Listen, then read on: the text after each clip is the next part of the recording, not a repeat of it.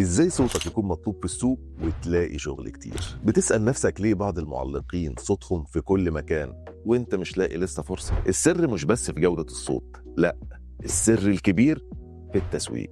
لازم تعرف ازاي توصل صوتك للناس اللي بتدفع، مش بس اصحابك وقرايبك اللي دايما بيقولوا لك الله صوتك جميل.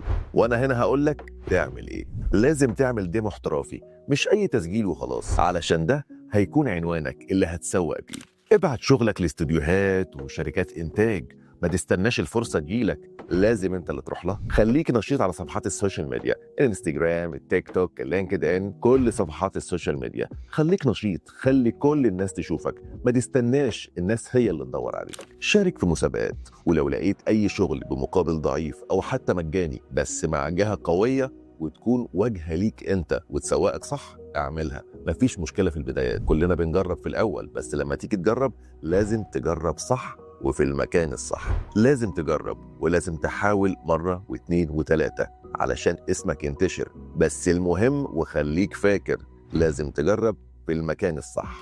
الخلاصة، الصوت الحلو مش كفاية، لازم صوتك يكون في كل مكان، وده بالتسويق الذكي والناجح علشان الفرصة تلاقيك مش العكس.